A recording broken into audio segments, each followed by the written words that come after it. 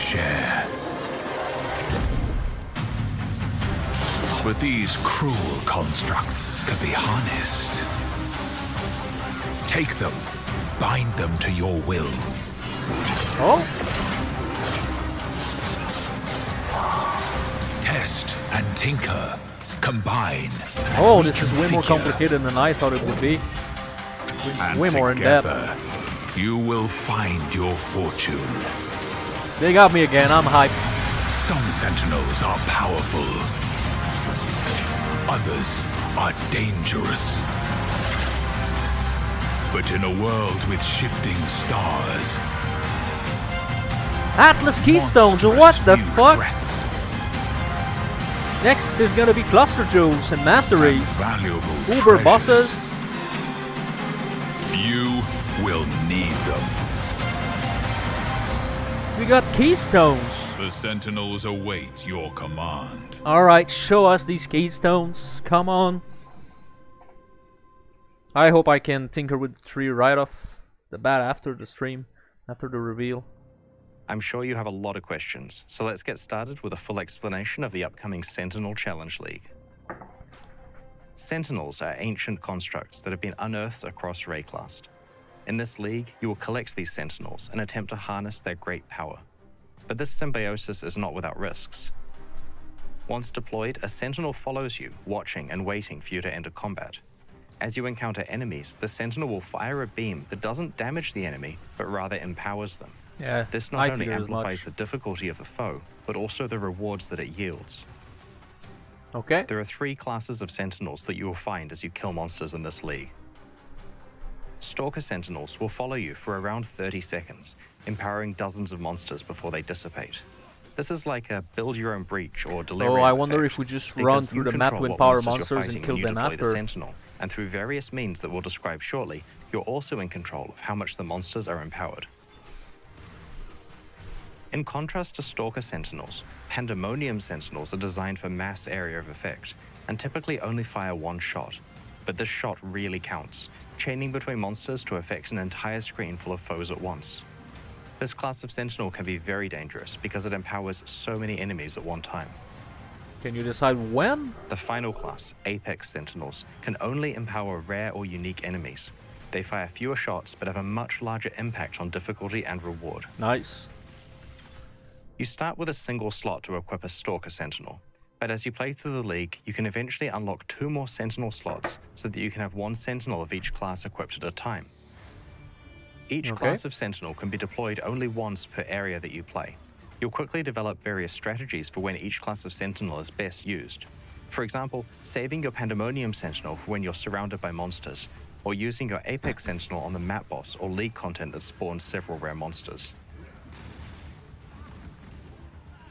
With a full loadout of Sentinels equipped, in every map you'll get to empower bosses of your choice, juice up an entire screen at once with a button press, and choose the part of the map where it's best to empower a series of dozens of monsters. Can we do that with Uber Elder? Sentinels cannot be damaged by monsters in combat, but do gradually deplete their internal power supply each time you use them.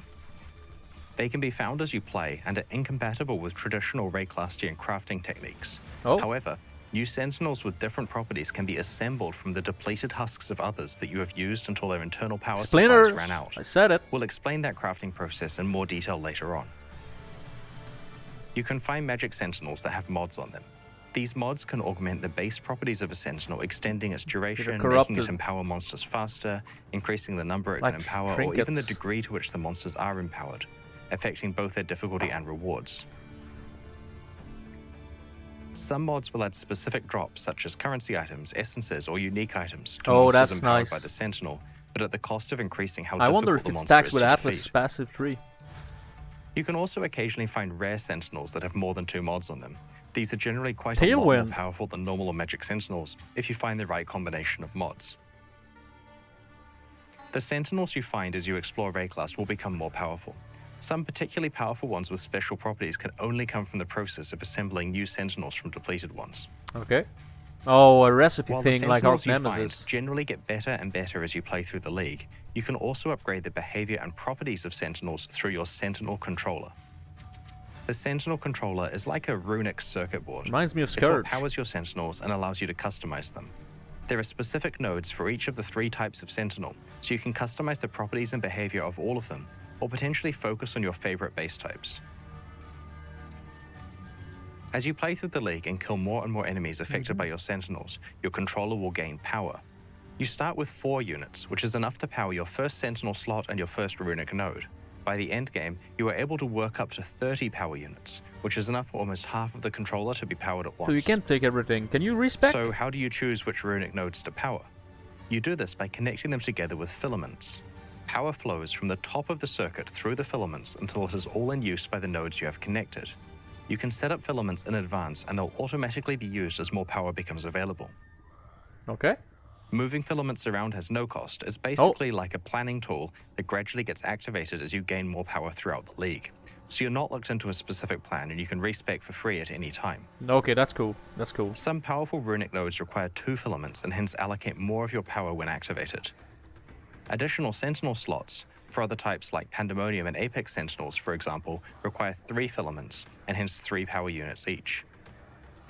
While it's almost always best to have all 3 slots powered so you can use all 3 Sentinels per area, there are niche strategies where you want to unpower specific Sentinel slots in order to have more power for additional runic nodes, also that you can fully specialize in just 1 or 2 Sentinel types. Just to reiterate, you can change your allocation as much as you like, so feel free to experiment. Okay, I hope it's This not going to be powerful runic too node allows annoying. Pandemonium Sentinels Every to be map used an pressing the additional time buttons. each area. While this is basically pure upside, you should definitely plan around the fact that you'll be running their charge down pretty quickly if you use this node. This runic node prevents your Stalker Sentinels from empowering normal rarity enemies. While this seems very powerful at first because you'll just be empowering magic, rare, or unique enemies that benefit greatly from the boost of item drops, you should be aware that unless you have a large source of special enemies, you'll be fighting against the flight duration of your Sentinels and will probably want to build around increasing their duration. While the Sentinel Controller lets you specialize how the different classes of Sentinels behave, it's generally not necessary to have to modify it for each new Sentinel that you equip. The runic nodes you have chosen represent your overall strategy for each class of Sentinel and rarely need to be tweaked if you swap one Sentinel for another. As you use Sentinels in combat across a number of maps, they eventually run out of charge and will become depleted, but they don't need to be thrown away when this occurs. You can find power cores that let you assemble a new Sentinel with a full charge. This process disassembles 2 existing Sentinels and creates a hybrid of the 2, with their properties combined together. Right-clicking a power core opens up an assembly screen. If you insert 2 Sentinels and click the Assemble button, a new, fully charged one will be created.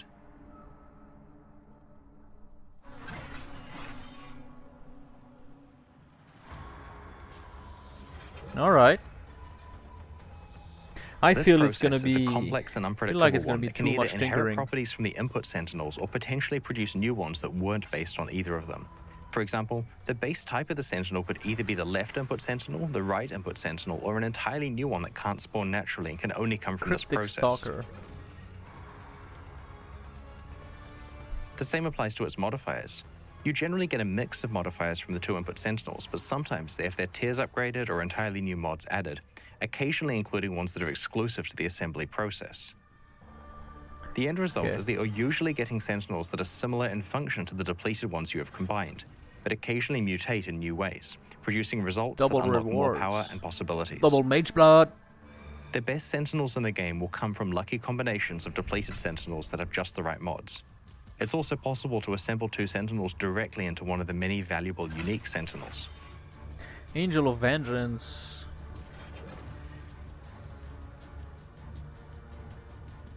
Specialized power cores exist, which influence the assembly process to greatly increase the chances of various interesting outcomes occurring. They don't guarantee anything, but are absolutely worth considering if you're trying to hit unlikely assembly results. Okay. You may want to accumulate a small collection of depleted Sentinels so that you have options to assemble together. That's where the Sentinel Locker comes in. It's a free object that you can place in your hideout that allows you to store stacks of each of the Sentinel currency items, as well as a tab full of each of the 3 categories of Sentinel. You can also store Sentinels in regular stash tabs, and they can be freely traded with other players. The Sentinel Locker's affinity for Sentinels will also work with regular stash tabs while this league is active.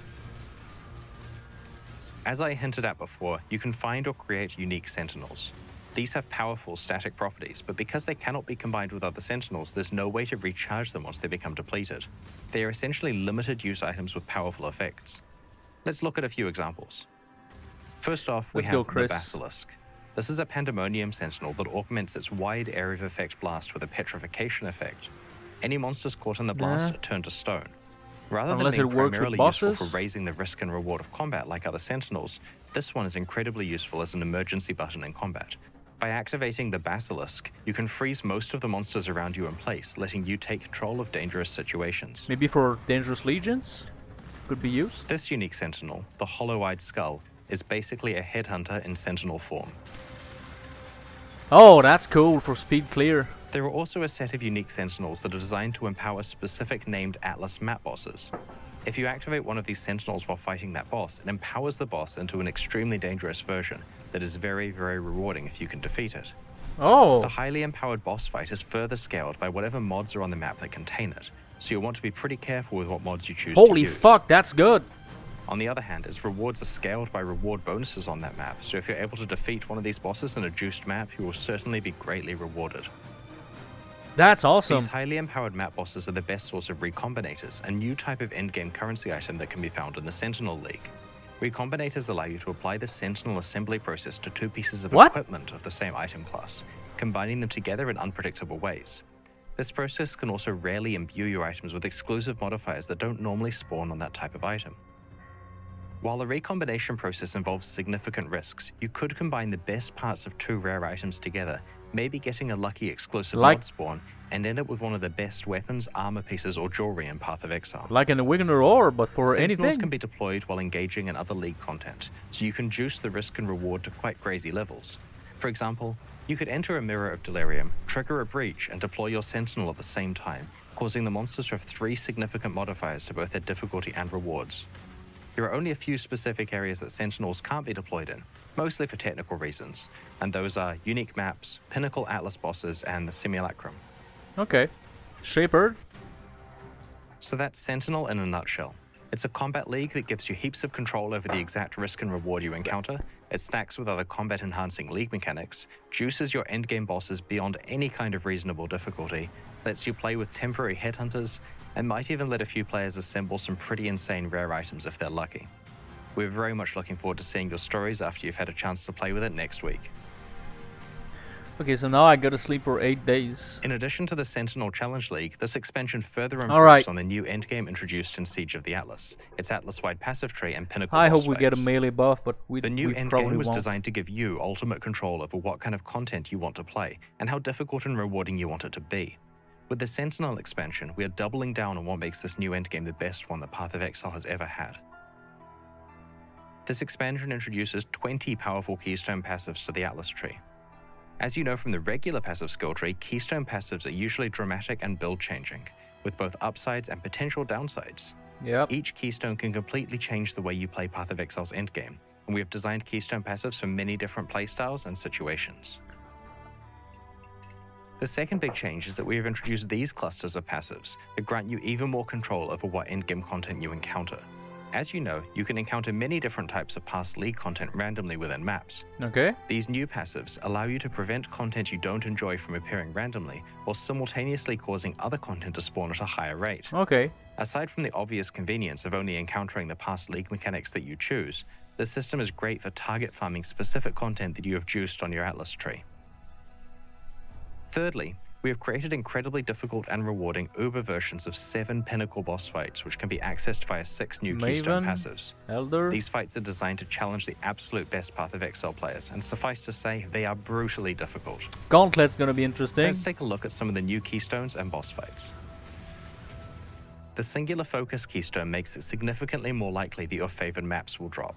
If a map drops that is not one of your favored maps, it will be converted into a random currency item. This means that you'll exclusively see your favored maps, and outside of that, more currency. I won't bother with that. This is the realization of the I only want to play one map dream that some players have. It also helps players who are over-sustaining maps and would rather just get extra currency items. The Stream of Consciousness Keystone prevents you from modifying your maps with fragments or scarabs, but means that when extra content is being rolled for your maps, each of the base chances is 50% higher. Okay. This is really useful for players who don't want to have to think about juicing their maps. At the start and of the would league, instead this is prefer to pretty get strong. a constant moderate bonus We instead. don't have scarabs yet. The following 2 keystones are for very advanced players who have completed their Atlas trees and want to get a very specific outcome with all of their skill points. No, I'm not The picking that. Wandering Path keystone increases the effect of small passives on your Atlas skill tree and disables all notable passives. The Grand Design keystone increases the monster pack size in each of your maps by an amount proportional to the number of notable passives you have allocated. However, the trade-off is that small passives have no effect. I think this sucks. Small passives are kind of good. These 2 keystones are very good for specializing into maximizing pack Or size you can and use quantity both at the and get expense of nothing. specific league content, which is great for general Magic Find builds or divination card farmers. The Twist of Fate keystone changes the behavior of corrupted rare maps in unpredictable ways. Upon entering a map, you may be sent to an alternative map of the same tier with randomized modifiers. All of the master missions, scarabs, and Kirit crafts applied to the map will also be randomized. Okay. This process will not pick an outcome that was already on the map, so it always shifts it to a new property that you didn't have before.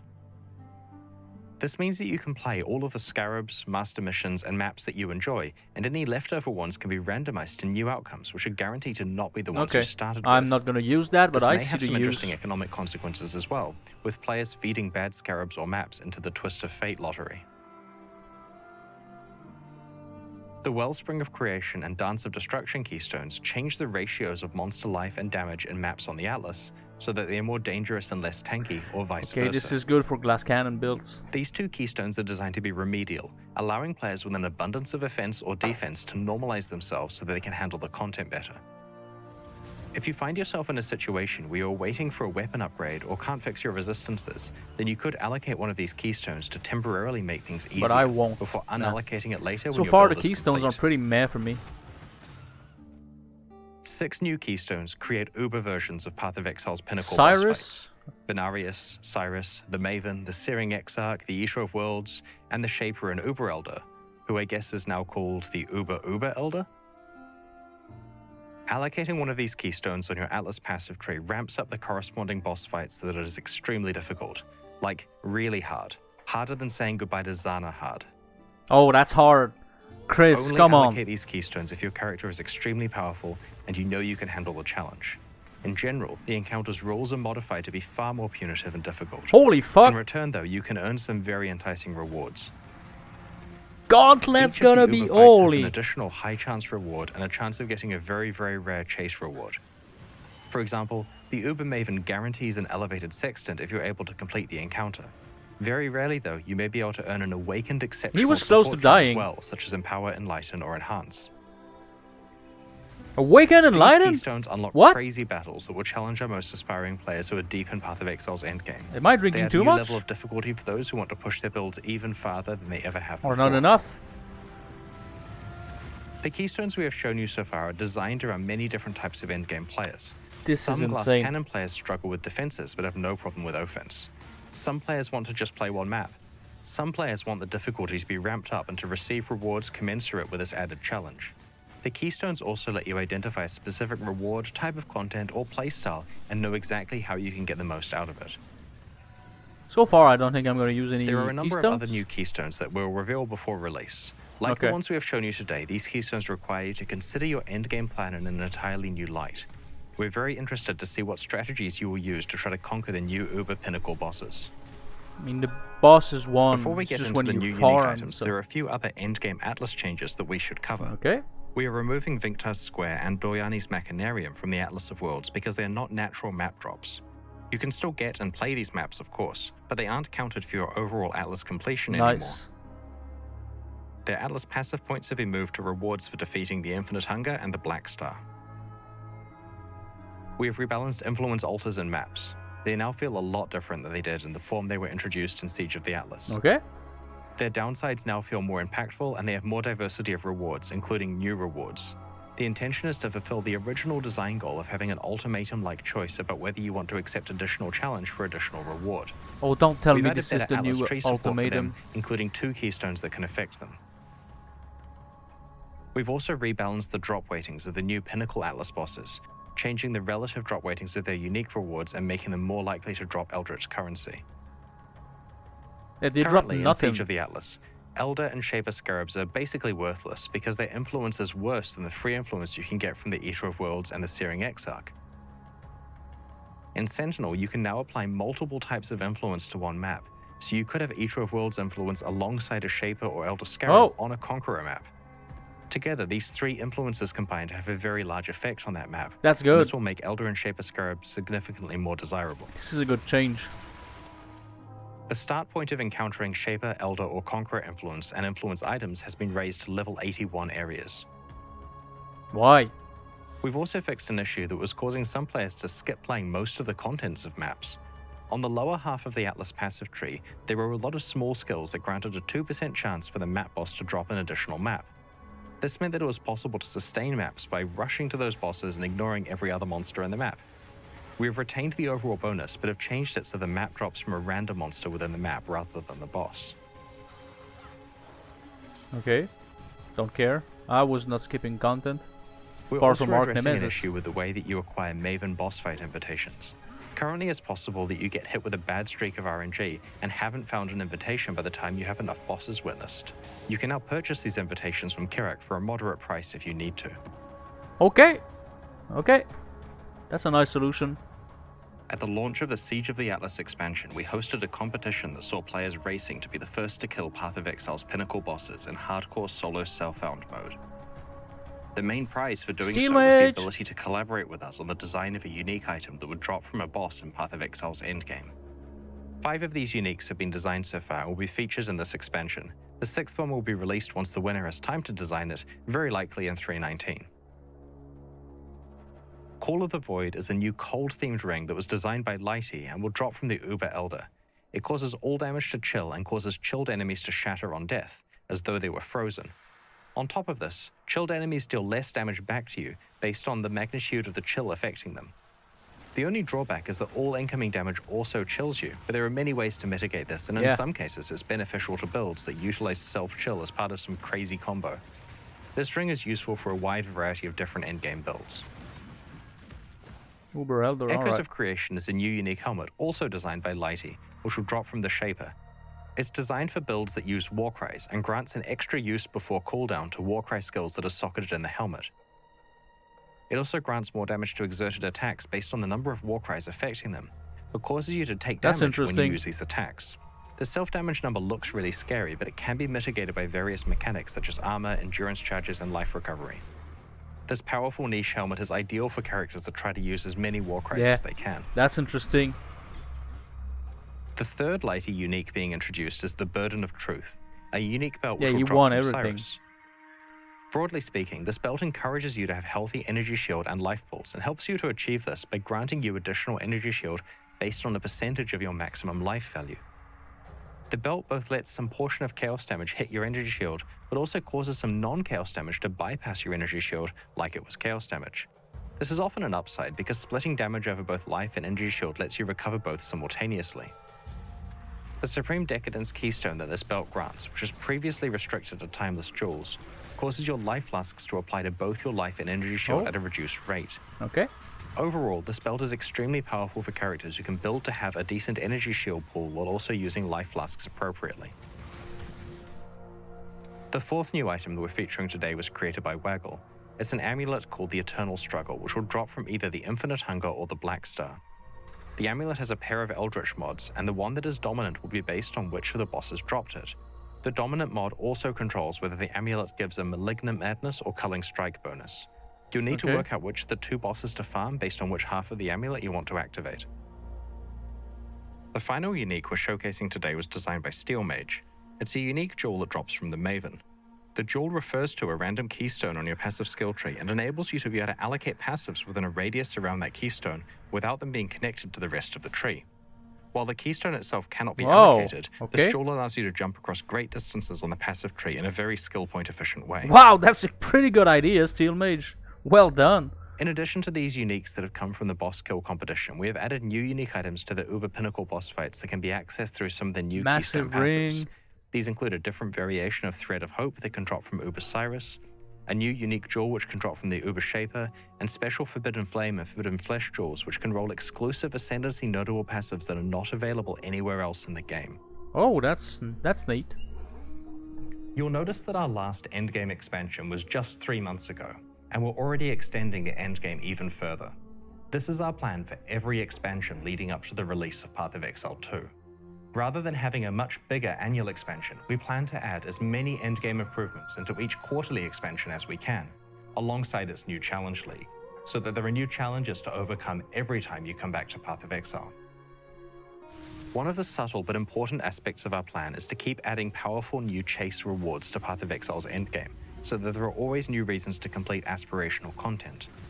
The boss kill competitions are great because they not only create these rewards, but also immortalize the achievements of some of Path of Exile's best players. We're going to run another boss kill competition at the launch of Sentinel. Alright. This time, players will have to defeat the Uber versions of boss fights that are unlocked by the special Keystone passives. We'll post full information in the lead up to release. Game We're balance. going to try something new with character balance in this expansion. We're intentionally making no changes to character power. That means no nerfs, no buffs, nothing. Every single build and build guide made for Siege of the Atlas will work exactly the same in Sentinel. You can start planning your league starter right now, with full confidence about exactly how it's going to play. However, build exploration is still required in 3.18. Sentinel introduces many difficult challenges, both in the challenge league itself and in the endgame content.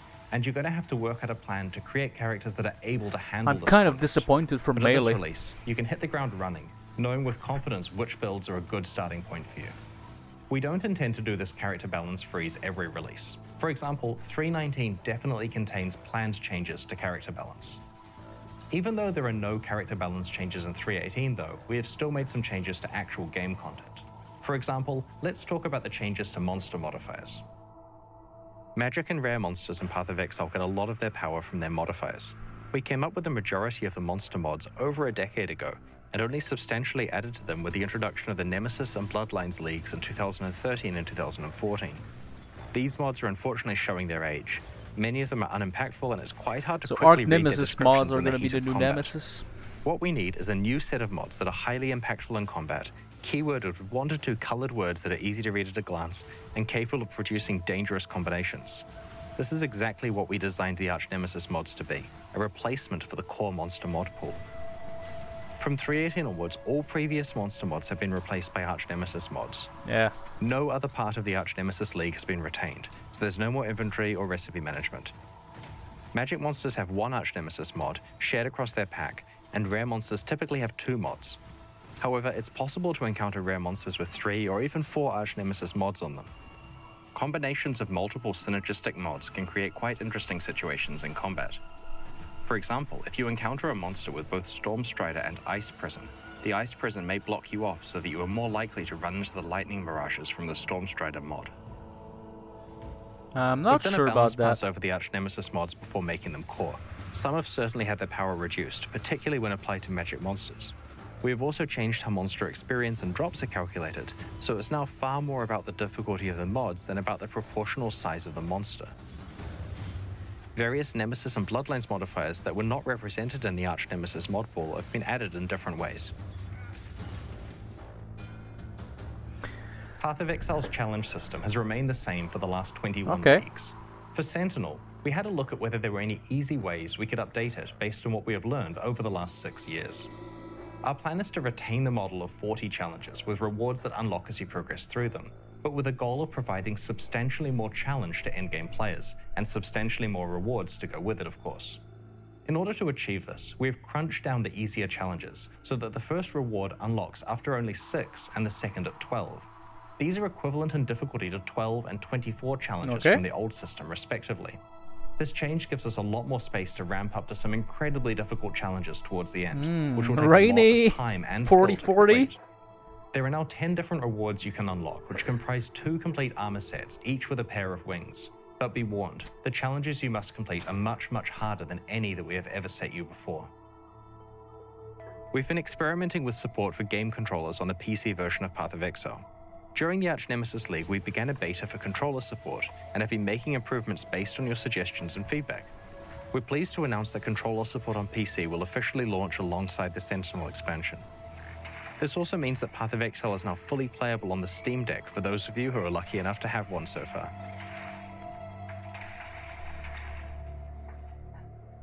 Quality Alongside of finishing life. controller support for PC, we've also done a push on various small quality of life features in this expansion, which we'll reveal over the coming days. An example is that you can now choose whether your hideout portals can be accessed by one of 4 options: everyone, your friends, your guild members, or no one. We have also Okay. improved how favored maps are selected on the atlas. Rather than having to click on the map on the atlas for every slot, you can instead click on one of your existing favored maps to quickly copy it to the new slot. Oh, This makes it that's a lot nice. faster to favor many instances of the same map at once. There are plenty more small QOL features crammed into Sentinel, and we'll cover these over the week leading up to release. Early in the Arch Nemesis League, we debuted Kerrick's Vault Pass. Purchasing this pass grants you access to Kerrick's Vault, where you can claim exclusive unique item skins as you complete map bonus objectives in the Atlas endgame. The Vault Pass for the Arch Nemesis League is only available for a few more days and will leave the store forever when this league ends. There's no penalty for purchasing the pass late in the league after you've wrapped up your map completion. So if you are pleased with where you got to in Arch Nemesis and want to lock in your unique skins, it's not too late to buy your pass now. Thank you to everyone who unlocked Kerrick's Vault. We had a lot of fun putting it together and trying to think of fun ways that unique item skins can interact with gameplay in a visual way. The purchases directly fund development of both Path of Exile 1 and 2. A brand new Vault Pass will launch alongside the Sentinel League. Like the previous one, there are 8 exclusive unique item skins that can be unlocked as you complete map bonus objectives. Yeah, I don't really care. We'll post full details on these new rewards closer to launch. To buy either the Arch Nemesis Pass now, before it leaves the store I'm forever, really or the disappointed Sentinel that one when the there's expansion no launches, melee buff. Go to pathofexile.com/vault. They buffed self-cast last league. Alongside today's livestream, we're But, yeah. launching 2 new series of supporter packs, the Arcanist Melee and is Reaper just packs. remove Each melee. tier contains the pack's main. full face value and points, plus several exclusive microtransactions. These packs are only And no available new during skill. the Sentinel Same League and will league leave the as store last forever league. in 3 Same months. builds. Every microtransaction you're about to see is entirely cosmetic and does not affect your character's progression or power. The Arcanist Pack series contains 7 exclusive microtransactions. The Cloak of Elements Yeah. indicates the power of your fire, cold, and lightning resistances on your back. When a resistance is capped, the effect is extra strong. Okay. While wearing the Ring of the Black Star, your level up effect looks like this.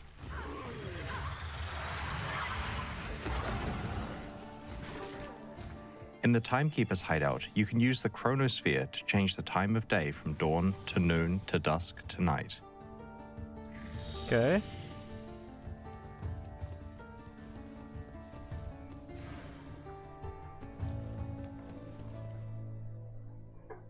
With Chevron's tome on your belt, identifying items will cause exploding books to appear nearby.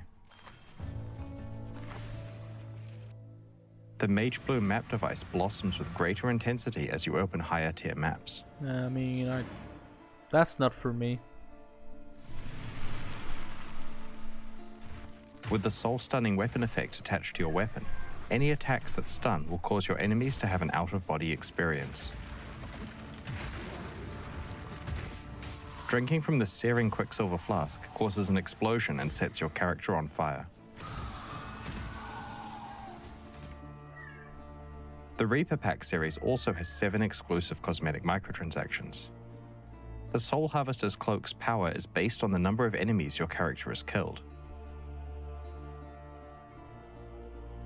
With the Belt of the Hive Queen equipped, flasks you use will cause blood-sucking insects to appear all over your character.